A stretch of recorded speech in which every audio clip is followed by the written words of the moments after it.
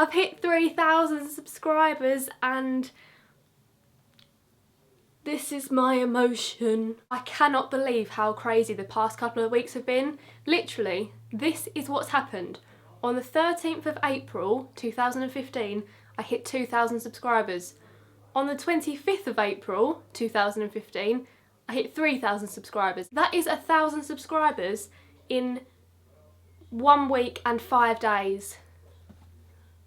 Where did that come from? It took me over a year to get 1,000 subscribers, then about 6 months to reach 2,000 subscribers, and then in just over a week, it hit, I can't even speak. This is how I'm feeling. I can't say how I feel. Thanks.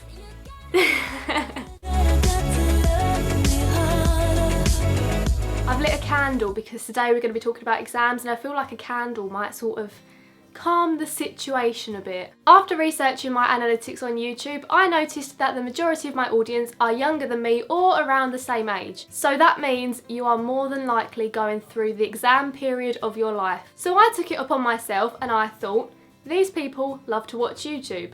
These people also have exams coming up. These people are probably watching YouTube instead of revising for their exams. So I decided today I was going to make a video about how to revise for your exam. There's no escaping it.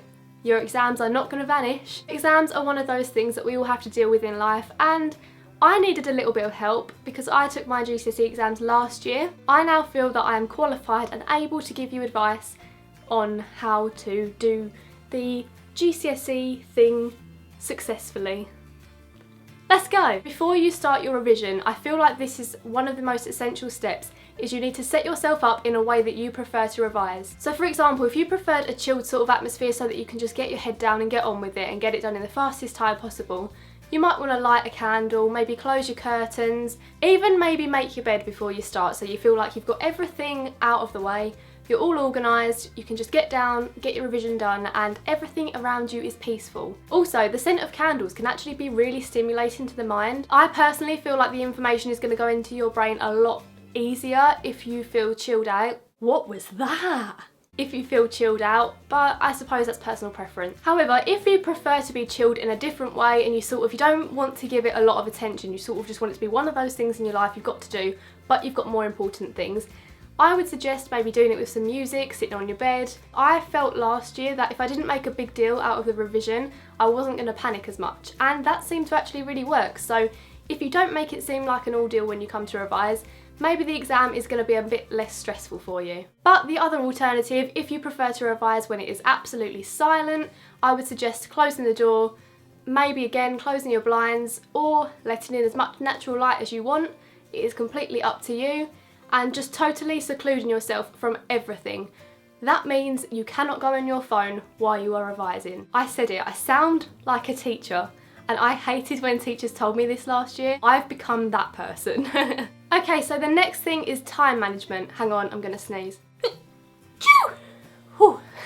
I would definitely recommend making yourself a revision timetable. You could do this on the website called getrevising.co.uk or .com, I can't remember. I'll leave a link to it in the description below. I actually didn't know about this website when I did my GCSEs, but I feel like if I was doing my GCSEs now, I would definitely be using this website. So basically what it is it's a website where you can put in all of your information, so the level of qualifications, for most of yours cases it would be GCSEs, every subject you're doing, any after school commitments you have, and basically it will create a timetable for you. So basically this website organises your entire life, which is great, and I really needed that. Use Get Revising, sort your life out, organise your time effectively, and you will get it done in time and you won't need to panic. The other thing I would say about time is at our age, our brains can concentrate for about 30 minutes. So definitely do your revision in little sections. Do 30 minutes straight of revision, turn off your phone during that time, turn off any devices unless you're using them for revision. Then have a 5 to 10 minute break. I don't know, maybe watch a YouTube video, go and get a snack, watch a little bit of telly, Do whatever makes you feel calm and makes you feel happier. And that way you're rewarding yourself for doing half an hour's revision. When it comes down to revision, you need to use the revision techniques that are best for you. The technique that will work best for you will depend on whether you're an auditory, visual or kinesthetic learner. There's many tests you can take online to find out which one of these you are. I think it's quite important to know how you learn best, and this way you're going to get your revision done the most effective way possible for you. So if you are an auditory learner, that means that you learn best by hearing. So there are many YouTube videos that can help you with your revision. So you would probably be best to maybe watch the videos and possibly take notes if you feel like that will help you the information go in better. That's how I did it last year. For example, last year the YouTube channel called My GCSE Science literally helped me pass my science exams.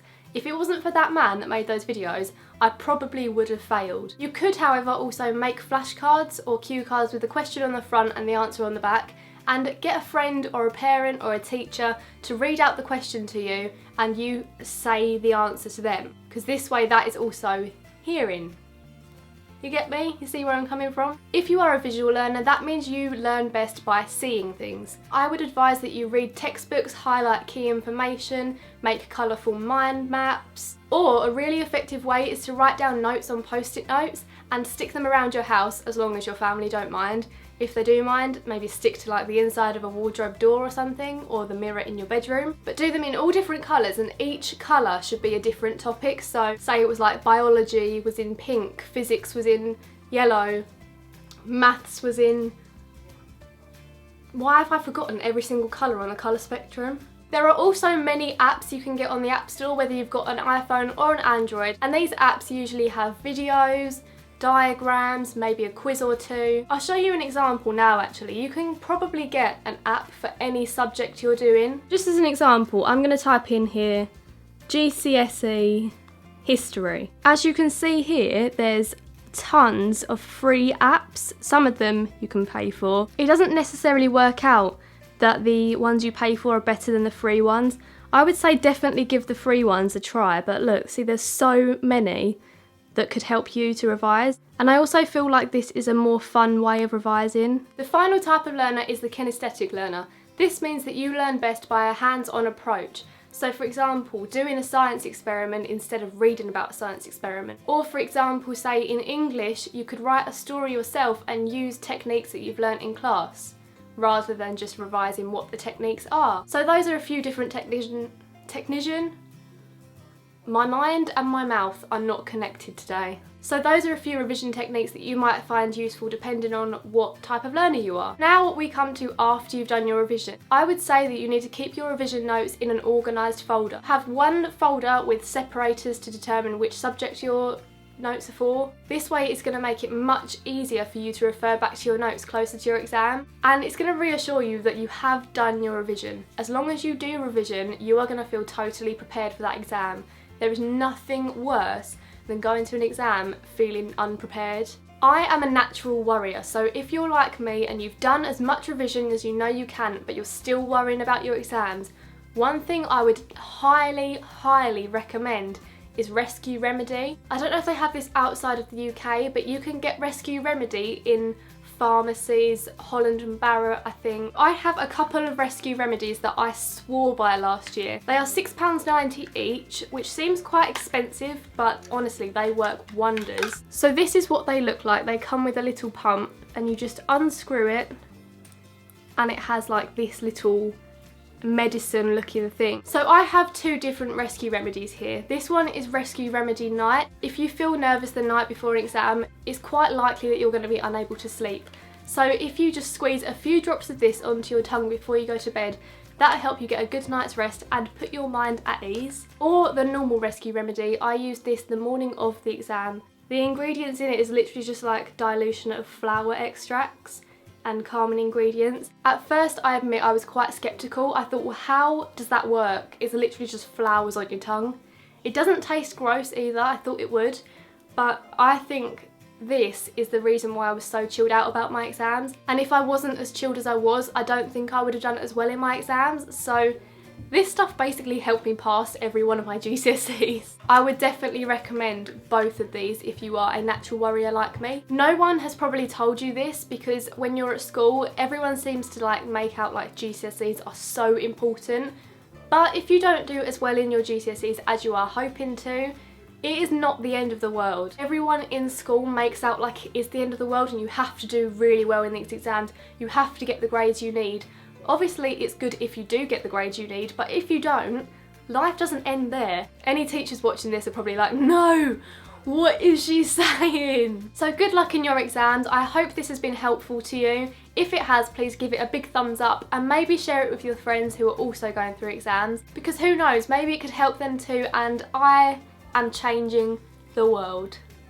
Remember to subscribe if you haven't already, and you can see my videos every single Thursday. Thanks for watching and I'll see you next week. Bye!